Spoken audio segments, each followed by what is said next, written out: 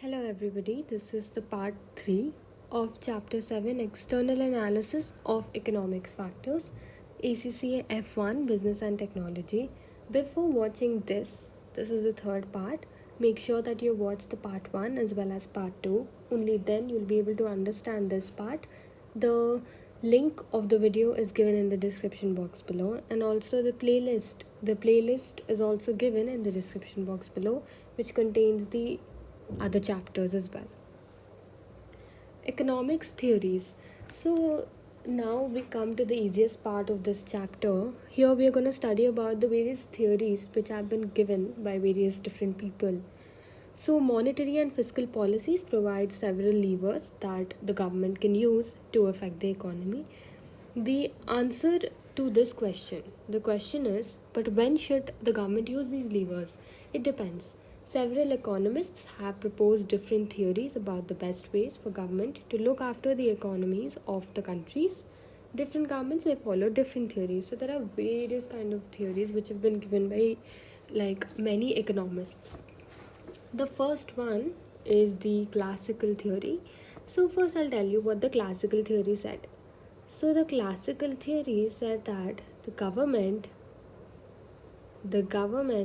has to do absolutely nothing. Government has to do absolutely nothing. So that has been said by the classical theory.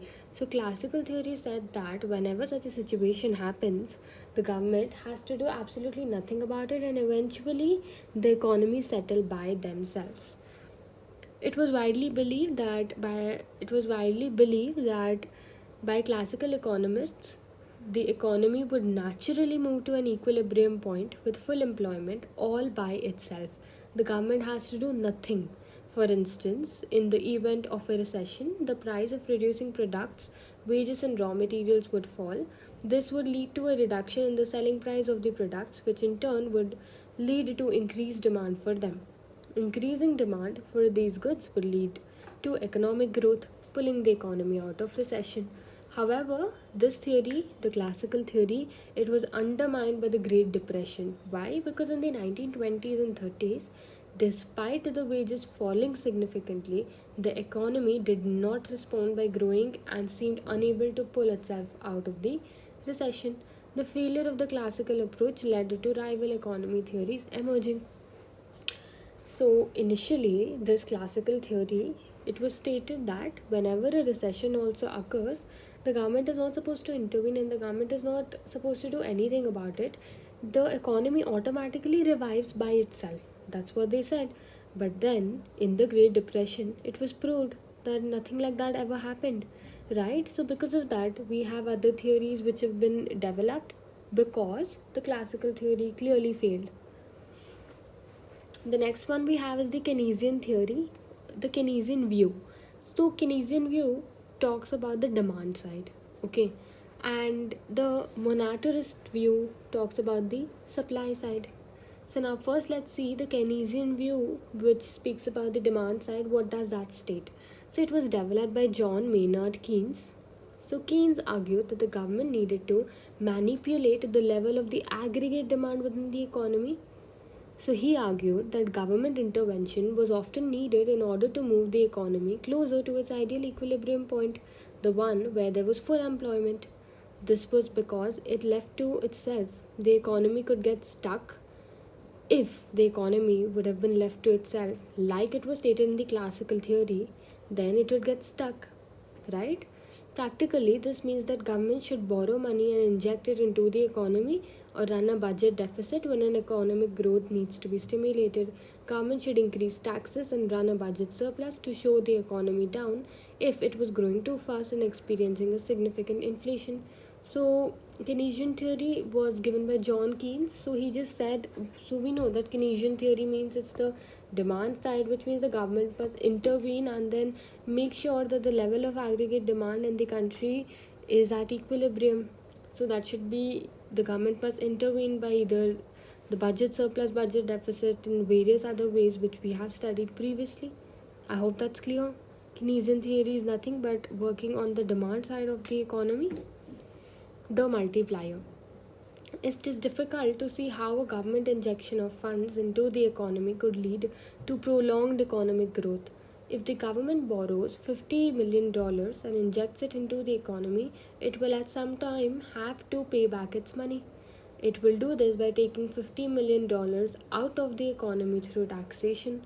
The net effect on aggregate demand and therefore national income would appear to be zero, as the initial injection is counterbalanced by leakage in the form of taxation. This analysis is incomplete as it neglects the fact that the injection of $50 million is spent many times in the economy, boosting national income by more than 50 million. You get that? Even though we are borrowing 50 million and giving it, but then the places where we are using the 50 million, that will generate income, that will generate the employment in the country, right? Because we're not just borrowing money just like that to have fun. We are borrowing the money to generate employment, to build industries which will provide employment, which will increase the national income of the country, right? Example: imagine the government funds a road construction project. The construction workers then spend their wages in the domestic economy. The shop owners who sold them goods then spend their income, and so on. This is known as the multiplier. The multiplier cannot continue infinitely, as some of the extra income may be saved or spent on important goods or paid back to the government in the taxes, right? Because at some point or the other they have to pay taxes, they have to save it. Now we have the monetarist view. So what is the monetarist view? Supply side. So in the Keynesian view we saw the demand side. Now in the monetarist view we will be seeing the supply side.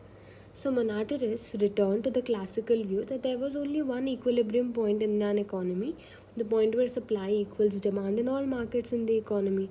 The only reason that the economy does not find this equilibrium is because it will be hindered by market imperfections. The role of the government is therefore to remove these imperfections, allowing the economy to naturally find its equilibrium, right? So the monetarist said that they do believe with the classical theory, but at the same time they would say that there are many imperfections in the market. If the government, focusing on the supply side, removes the imperfection in the market, then the government will become normal, then the economy will flourish again. That's what is stated in the monetarist view, which speaks about the supply side. So what are the market imperfections the monetarist view is talking about? So they're talking about inflation, government spending and taxation, price fixing, minimum wage legislation, regulation of market, abuses of the monopoly power. So, monetarist solutions to economic problems are often described as supply side economics, as they focus on improving the supply of the factors of production, such as making it easier for the business to access labor, raw material, and etc. I hope that's clear. Between 1979 and 1984, the number of people claiming unemployment benefit in the UK rose from just over 1 million to nearly 2.9 million people. The conservative government of the time, following monetarist supply side policies, adopted the following policies. So, what did the conservative government do? They were following the monetarist view. They freed up markets for both factors in goods and services. This involved reducing the power of the trade unions and the reduction in the number of state owned monopolies, provided government funded worker retraining schemes, improved information, provided job centers and employment agencies, provided financial support and advice, provided assistance and incentives, lowered state benefits, and reformed taxation with less emphasis on direct tax. So that's what this is all related to the production, this is all related to the raw materials, this is all related to the supply side of the economy. So that's what the monetarist was talking about. So I hope we're clear with the three theories. The first one was classical, the second one was Keynesian, which spoke about the demand side, and the third one was monetarist, which spoke about the supply side, which was basically focusing on removing the imperfections. Which of the following statements is not consistent with supply side policies? Okay, supply side policies is the monetarist view. Reduction in unemployment benefit, running a budget surplus, improving to job centers, reducing the power of union. Okay, Obviously, the answer is running a budget surplus, right? Why? Because that is the demand side, right? Running a budget surplus is demand side. It was never talked about in the supply side. Which one of the following would cause a fall in the level of AD in an economy? So, what would be the reason for the reduction in the aggregate demand? A decrease in the level of imports. When the level of imports decrease, then people will start buying the local goods, which would increase the AD. So, that's not the answer. A fall in the amount of people to choose to save. When people stop saving, then they spend more, which means the aggregate demand increases. A decrease in government expenditure. When there is government expenditure decreases, what happens? Government expenditure decreases. What happens? I want you to answer this by yourself. Obviously, the answer is C. Why? What was the formula of aggregate demand? I hope you can recall it. We did it in the last video. AD is consumer spending plus investments made by businesses plus export. This is a plus. Export minus imports. Right? This is the AD. Now, where is the government spending? Tell me. So, reducing government expenditure will decrease the aggregate demand. Why? And reducing imports, savings, and tax will all act to increase the aggregate demand. I hope it's clear. Government expenditure and consumer expenditure, both of them are related to the aggregate demand of the country. So if the government is not spending and if government is reducing its spending, then obviously there would be like fall in the level of aggregate demand, right? I hope you're able to understand the point I'm trying to make here. When the government's spending reduces, then the aggregate demand also falls, right? Or decrease in the level of income tax. When the income tax is reduced, then people demand more. That would lead to an increase. So even that's not the answer. Okay, moving on, we have achieving policy objectives. We have now identified the key factors that drive a government's approach to managing the economy. A government will focus on trying to control growth, inflation, unemployment, and the balance of payment using a variety of levers. These include both fiscal and monetary policy. Each government may use these levers in different ways depending on the economics theory they feel works the best. The final area we need to examine draws on all these areas. How will a government practically manage its economic objectives? The first one is growth. How will a government manage economic growth? So, what are the policies which promote the growth? First one is running a budget deficit. So, what is a budget deficit again?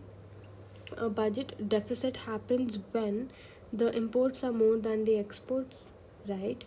So, this is a classic Keynesian response to a recession.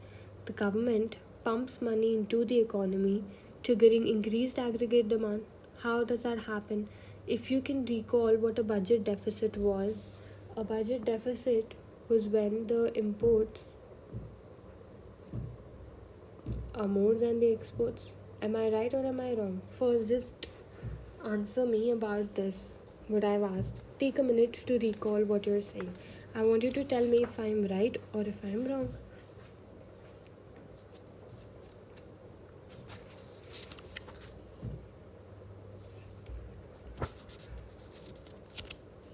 Tell me. Okay, so when we were reading the chapter, when we were doing this chapter in the part 1 and part 2, what was budget deficit? Budget deficit had always been related to the government's income and the government's expenditure, right? And and imports and exports were always a part of the BOP. If you got this right, then it means you've studied. Did you get my point? imports and exports were a part of the current account in the balance of payments. However, budget deficit and budget surplus is always related to the government's income and the government's expenditure, right? So, what is government's income? Government income is from taxes. What is government expenditure? It is through its spendings. So, what is a budget deficit? Budget deficit is when the government, just a second, when the government's spending and is more than the government's income. This is what is known as a trade, this is what is known as a budget deficit, right? So what happens when its spending is more? It has no money, so it borrows money. So by borrowing money, it injects it into the economy, due to which the aggregate demand increases, right? Increasing the availability of production factors. So when there are more production factors, then we'll be able to produce more goods, due to which the aggregate demand of the country increases. So this would be a classic monetarist policy, and it could include, for example, increasing the availability of labor through training schemes, cutting interest rates. So when the interest rates are less, people will be able to borrow more, right? This can be interpreted either as a Keynesian, lowering the cost of borrowing, or a monetaristic, by increasing the money supply. Other policies. So other policies might have government grants and incentives to boost investment, which is protectionist measures to reduce imports. Protectionist measures are those measures which, due to which we protect our country from the imports. So I hope it's clear what we've done so far. What are the policies to promote growth? Running a budget deficit, increasing the availability of production factors, cutting interest rates, and other policies. Moving on, we come to the next topic, and it is unemployment. So what is unemployment? Reducing unemployment is complex. The government approach is likely to depend on the type of unemployment that it wants to tackle. So there are various types of unemployment in any country. Right now we're speaking about the UK. The first type of unemployment is the cyclical unemployment. So this is also known as demand deficient, persistent, or Keynesian unemployment. So cyclical. Whenever you think of cyclical, the word demand must come to your head. Whenever you see the word cyclical, the word demand must come to your head. Okay, and when you hear the word demand, what comes to your mind? Obviously Keynesian, right? When you hear the word demand, who comes to your mind? Keynesian. Now let's read the meaning of cyclical unemployment. Cyclical unemployment is also known as demand deficient, persistent, or Keynesian unemployment. It is caused by aggregate demand in the economy being too low to create employment opportunities for everyone that wants a job. It tends to occur in the bust period of the trade cycle. The Keynesian solution would be to boost the aggregate demand, perhaps by running a budget deficit. Monetarists would continue to remove the market imperfections, as they feel that this will naturally move the economy further towards the employment. So, what have we understood? I think it's very self explanatory. But what does cyclic unemployment mean? Cyclic unemployment is also known as demand deficient, persistent, or it is also like the Keynesian unemployment. So, it is caused by the factor that the demand side, right? The aggregate demand is so low for people to be employed. The demand is so low. That is why the people who even want a job are not able to get the job, because there is no demand for the production only. So this solution is that AD must be increased and then they'll be employed. That is what is given by the Keynesian view. They talk about having a budget deficit, whereas the monetarist talks about removing the market imperfections, due to which automatically the aggregate demand will come up. Next, we have the frictional unemployment. So, what is frictional unemployment?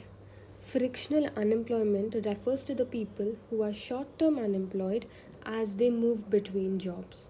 It is not normally seen as a problem but can be reduced by increasing the information unemployed people receive about job opportunities as a supply side policy. So, what does the frictional unemployment mean?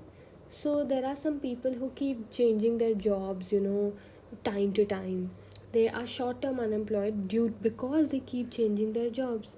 So, this is not normally seen as a problem, but it can be reduced by increasing the information unemployed people receive about job opportunities. So, when people are aware about the opportunities of job they have, then they will join. So, this talks about the monetarist view, which was the supply side policy. Moving on, we have structural or technological unemployment. So, this occurs when there is a structural change in the economy, leading to a change in the skills required and the location where the economic activity takes place. Boosting aggregate demand will have little impact on this type of unemployment. Monetarist policies are likely to be more effective, such as government funded training schemes, tax breaks for redeveloping old industries and sites, business startup advice and loans.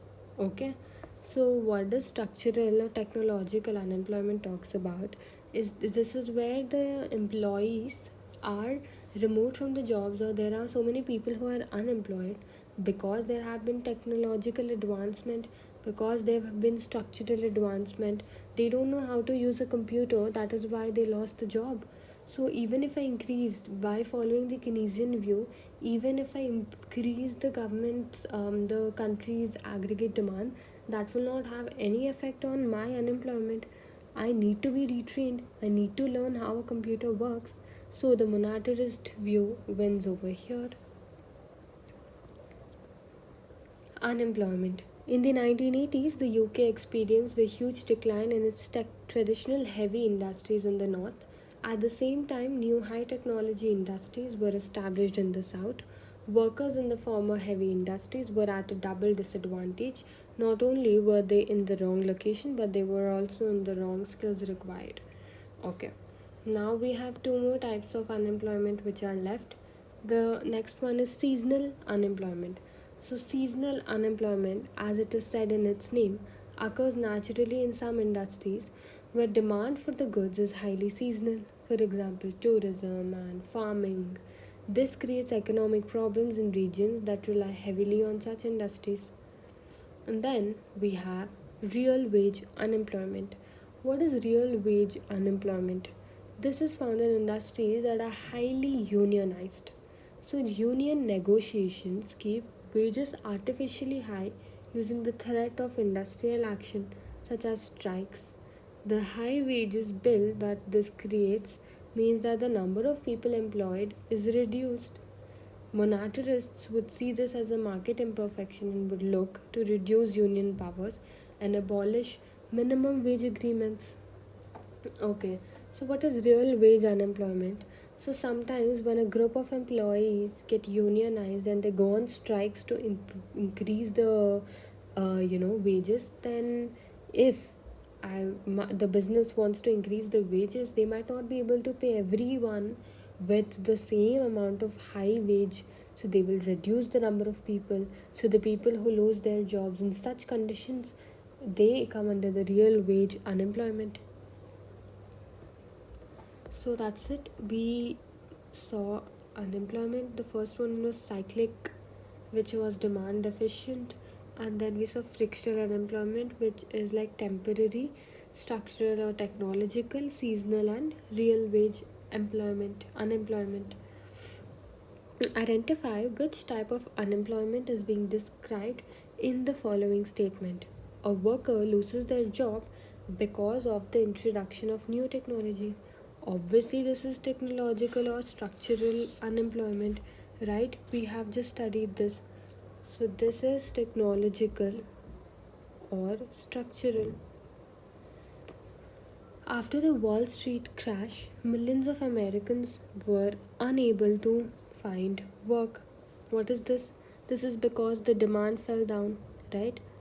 So, this is the cyclical, because the demand fell down.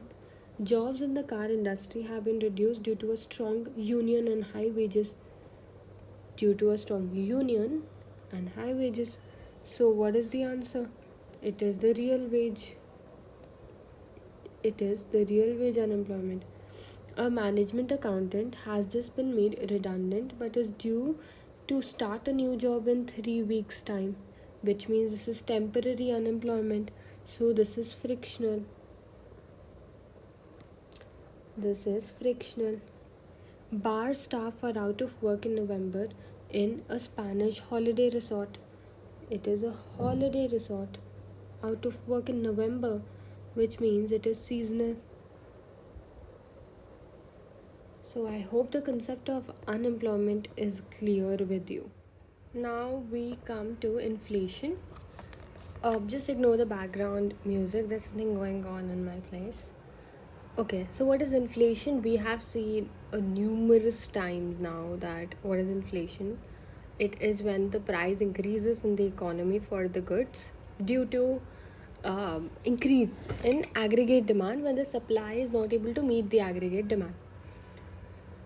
As with unemployment, there are a number of different causes of inflation. Government policy will depend on which cause is dominant in the economy. So, what is demand pull inflation? So, the first one is the demand pull inflation. So, this occurs when the demand for the goods and services in the economy is growing faster than the ability of the economy to supply these goods. This will lead to price rises. So, Keynesian policies, which was focusing on the demand view, this will focus on reducing the aggregate demand through the tax rises, cuts in spending, and higher interest rates. Then we have cost push inflation. So, cost push inflation is when their underlying cost of the factors of production rise. This makes the good more expensive, forcing the manufacturers to raise the price because the raw materials have become expensive. The increase in price of oil means that the transportation and manufacturing costs will rise. This leads to the price of many goods increasing. So, demand pull inflation refers to the fact that the AD increases and the supply is not able to meet the demand. And cost push inflation is when the cost of the raw material increases. Then we come to imported inflation. So, what is imported inflation? This can occur in countries that have significant levels of imports. If the national currency weakens, the cost of imports will rise, leading to domestic inflation. This can be reduced by policies to strengthen the national currency. So when the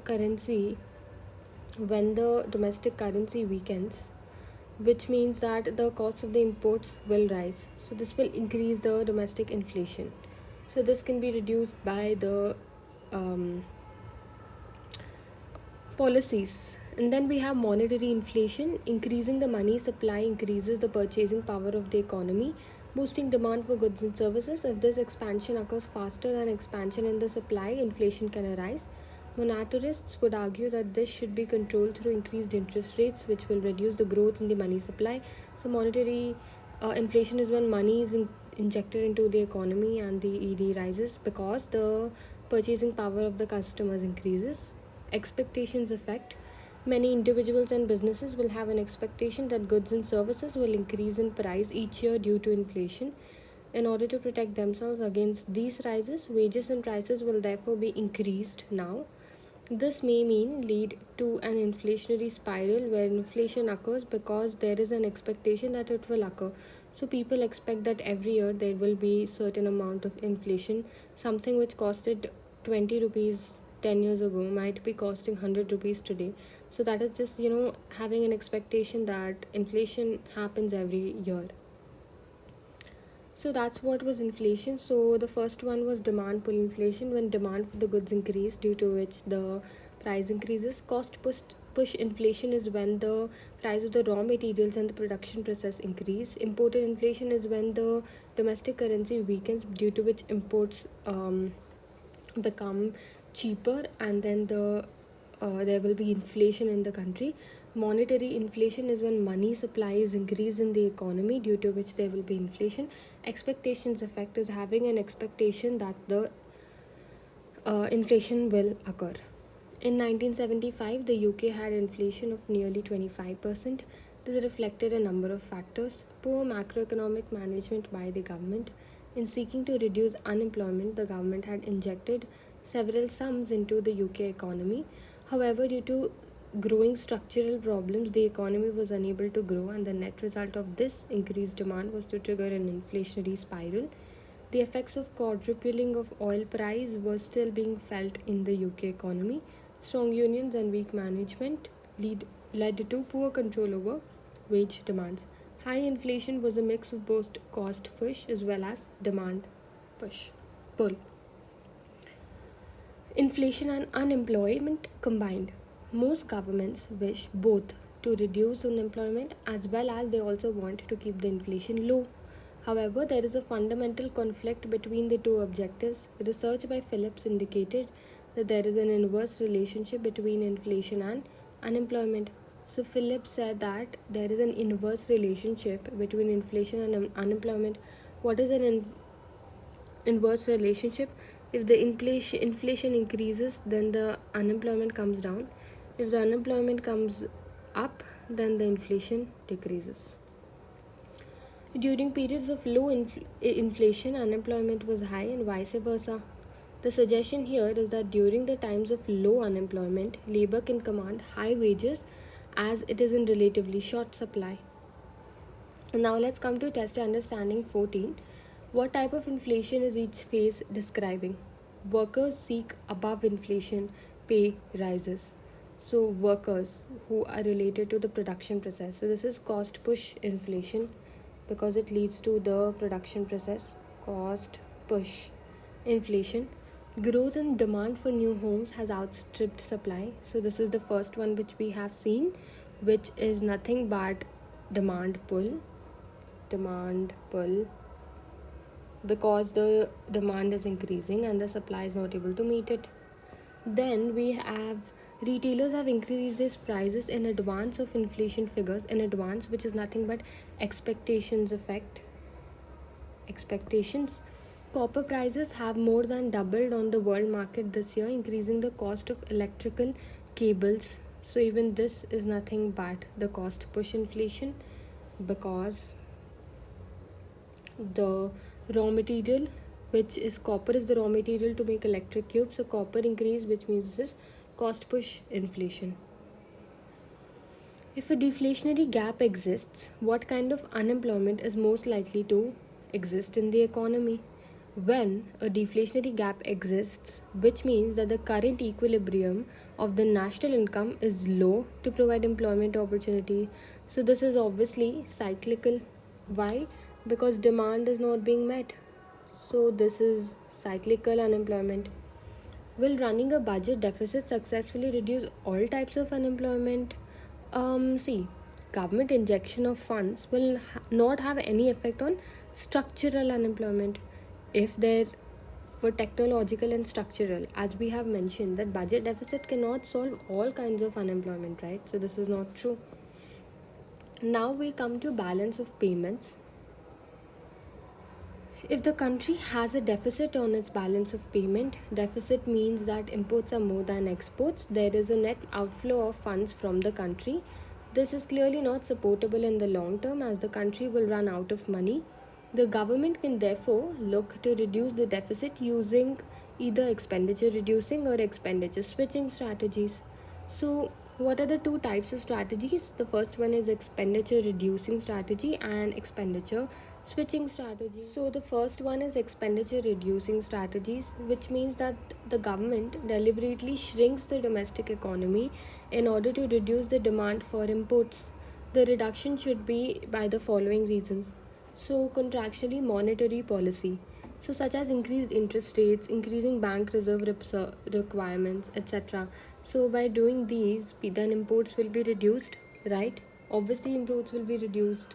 And then we have running a budget surplus. So what is running a budget surplus? So budget surplus is nothing but when the exports are more than the imports, right? So by running that, we can reduce the imports, we can reduce the money which is going out. Reducing the size of the economy will also help to reduce inflation, reducing export prices and making the country's exports more competitive. However, suppressing demand is likely to lead to increased unemployment. So expenditure reducing strategy is when the government will have to take policies like monetary policies, like increasing the domestic economy, like increasing the rates, due to which people are not able to import more, and then by running a budget surplus. Budget surplus is when, what is budget surplus? Budget surplus is when exports are more than the imports. So by running such a thing also, the government will be able to control inflation. Next, we have expenditure switching strategies. So these involve the government trying to encourage consumers to buy domestically produced goods rather than the imported goods. So how does the government do that?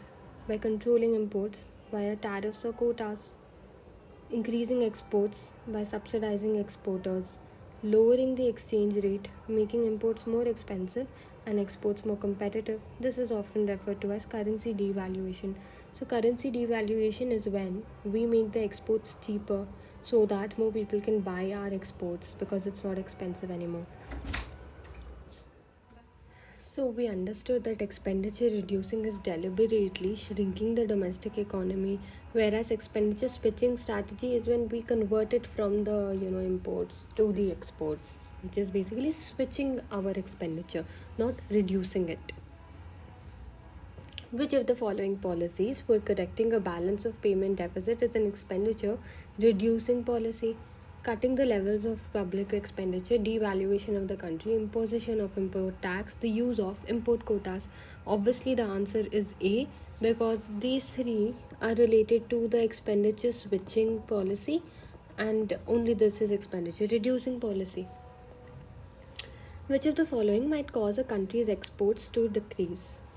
A fall in exchange rate for that country's currency, a reduction in the other country's tariff barriers, a decrease in the marginal propensity to import in other countries, a rise in that country's imports. So, what causes our country's exports to, decrease? Okay. So, the first point was that there is a fall in the exchange rate of that currency's country. So, if their currency has a fall, then we will import more from them. How will our exports increase? That's not true, right? A reduction in other countries' tariff barriers.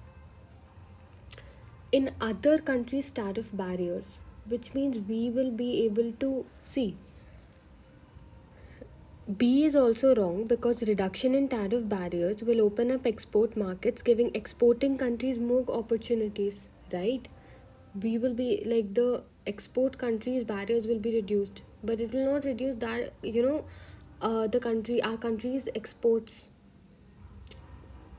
It will in fact increase our exports. A decrease in the marginal propensity to import in other countries. See, a rise in countries' imports is clearly not related to any changes in the same country's exports. So D is also not the answer. So C is the answer. A decrease in the marginal propensity to import. Which of the following would not correct a balance of payments deficit? Deficit is when imports are more than the exports. Revaluing the currency upwards, raising domestic interest rates, deflating the economy, imposing import controls. So what is the answer of this? The answer is A. Why? Because if we revaluing our currency would worsen the BOP deficit, making exports more expensive and imports cheaper. When we revalue our currency upwards, then imports will become cheaper. Exports will not, in fact, become more expensive, right? Which of the following is most likely to lead to the demand curve for a product shifting to the right? Demand curve shifting to the right. This is this is quantity and this is price. So this is a demand curve shifting to the right. So it is this side. Which would cause for this to happen? Changes in the level of, okay, when there is a change in price, then a shift doesn't happen, only contraction or expansion happens, right? So keeping price constant, the other things are the reasons why a shift occurs.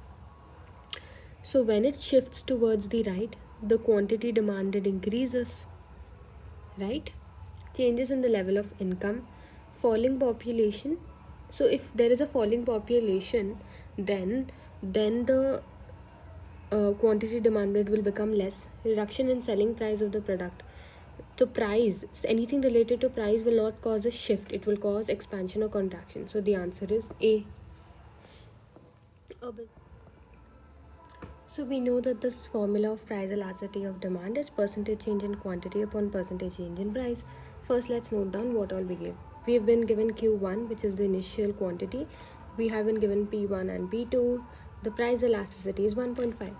So price elasticity is percentage change in quantity, which is not given, upon percentage change in price. So what is percentage change in price? So let's find out percentage change in price, which is initial price minus that price upon initial price into 100, right? So what is this? Let's find out the answer. I hope you're writing this side by side, because I'm going to erase this so you'll not be able to understand, which is 0.1 into 100. 0.1 into 100, which is nothing but 10%. So the percentage change in price is 10%. Now we have 1.5 is percentage change in quantity upon 10. So what is the percentage change in quantity? It is now 1.5 into 10, which is nothing but 15%, right? So now we have 15% change. This is the percentage change in quantity. So how do you find out percentage change in quantity? The initial quantity minus the current quantity upon the initial quantity into 100. So Q1 is 10,000. It's given in the question. So the answer is, one sec, let me just find out some space. Yeah. So 10,000 minus the new quantity upon the initial quantity into 100, right? So this is nothing but 15%, which we found out. So you cut and then you cut. So 10,000 minus Q2 is equal to 15 into 100, and which is nothing but 15 into 100 is 1500, and if I take the Q2 to that side, it becomes Q2 10,000, right? So then when you take it here, it becomes 11,500 units. 11,500 units. So that's the answer. A product has a price elasticity of demand of 2.0, which if the following statements are therefore correct. If the selling price of the product is cut by 10%, then the demand will fall by 20%. If the selling price of the product rises by 10%, the demand will fall by 20%. Okay, so let's try to understand this. If we are unsure about the answer, we need to get rid of the ones which are obviously incorrect. If the selling price falls, the level of demand is likely to rise, right? If the price falls, then the demand increases. So if the product is cut by 10%, then demand will fall by 5%. Is that correct? If the selling price of the product rises by 10%, demand will fall by 5%. If the selling price product rises by... Okay, so A and C is wrong. Why? Because if the product price reduces, demand increases. Now let's come to B and D. Let's find out the answer. So price elasticity of demand tells you how fast the quantity demand changes in relation to the changes in the selling price. So in B, PED 2. So the price elasticity of demand is 2. So when does 2 come? If the product rises by 10%, demand will fall by 20%. So what is the formula? Quantity upon price. So demand will fall by 20 upon 10. So which is 2, right? Now let's see the answer for C. 5 upon 10. Right? So the answer is 0.5 here. So the answer is B. I hope that's clear. It's simple formula application. Which of the following is not a factor that affects price elasticity of demand? The availability of substitutes, the necessity of the product, the duration of the price, the change in number of units demanded. So obviously the answer is D. The proportion of income spent habit is all related, but then change in the number of units doesn't really have an effect on the elasticity. In the long term, as a business grows, it tends to become less efficient at controlling costs, right?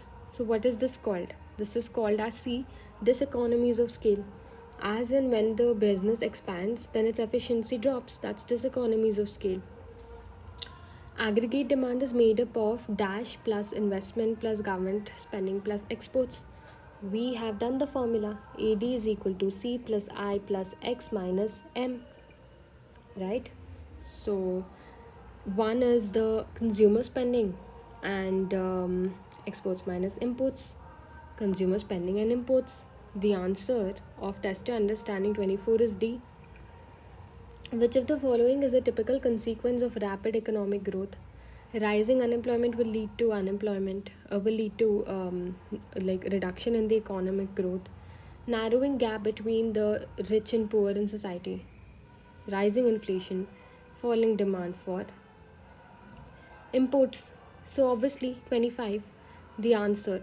Let's see what the answer is. It's obviously C. Why? Because the gap between the rich and poor does happen due to inflation, I agree, due to rapid economic growth. But then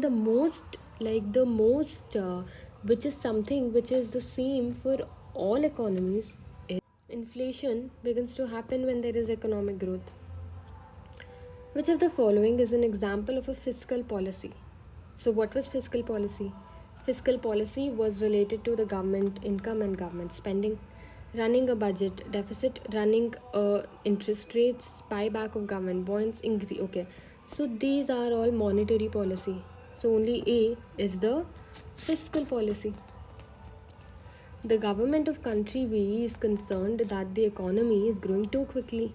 Which of the followings might they choose to implement in order to slow down the growth? So, reduction in bank reserve requirements. By having reduction in bank reserve requirements, people will be able to take more and more of loans, due to which there is more of money supply. So that will increase the economic growth. Here they are asking for something which reduces the economic growth. Running a budget deficit. What is budget deficit? Budget deficit is when you create a situation when the exports are more than imports, right? So that's not true, because then the economy grows even more. Selling the government bonds. So when the government sells its bonds, then people buy it, and that reduces the money supply in the economy. So the answer is C. Lowering the interest rates obviously is not the answer, because if you lower the interest rates, more people will take loans, which will increase the economic growth. The government of country H is planning to adopt a supply side approach to dealing with the country's high unemployment. Which of the following strategies is consistent with the supply side approach? So, supply side approach was the monetarist view which we had studied. Do nothing, that is a classical theory, so that's not the answer. So, what else is the answer of test to understanding 28? Borrow money from money markets and increase government spending, creating additional jobs. That has nothing to do with the supply side, right? It is not dealing with production or the raw materials. Lower interest rates, that's again the demand side, that's the Keynesian view. Improve information available to the unemployment to make it easier for them to find the work. Yes, that is dealing with the unemployed people or the production people factors. So the answer is D. The following are policies that governments may use in order to affect their national economies. We need to write 4 options which are examples of monetary policies. Not fiscal policies, monetary policies. So, what are the answer? Interest rates, quantitative easing, buying or selling government debt. Okay. What else is the answer? Altering bank reserve. This is fiscal. This is also fiscal. This is also fiscal. Borrowings is also fiscal. So the answer is B, C, E and G. They are related to the monetary policies. The following are possible effects of government interference in the pricing of goods. Write down 2 of the 4 which can be caused by the government setting a maximum price. So when the government sets a maximum price, we know that it is set below the equilibrium level, right? Here, it is set here below the equilibrium level, whereas this is the equilibrium.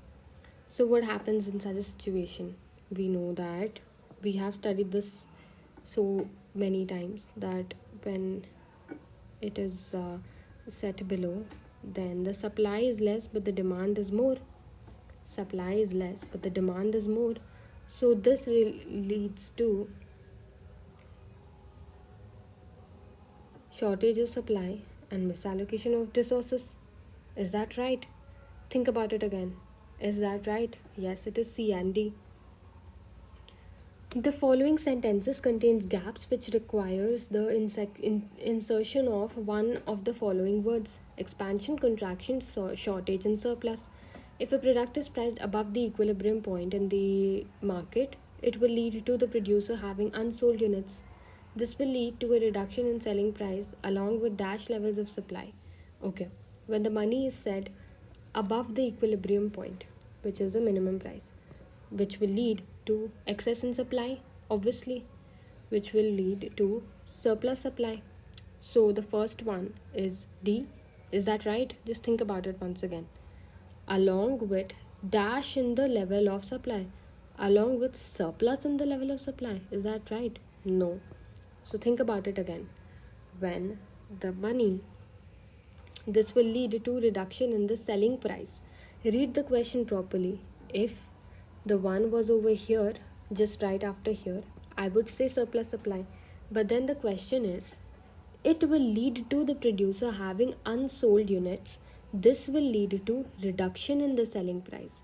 So the selling price will be reduced, then the producer will supply less, which means there will be a contraction in the supply, right? Okay. The fall in selling price will lead to increase in demand until eventually equilibrium is reached. So this is A. I hope that's clear. So that's it. We're done with this chapter. This was a pretty huge chapter, but I hope you've understood the chapter. Now, before you just close your books, make sure that you revise this chapter because this is one of the most important chapters, and the playlist link is given in the description box below, so make sure that you watch all the videos which you've not been watching so far. Thank you.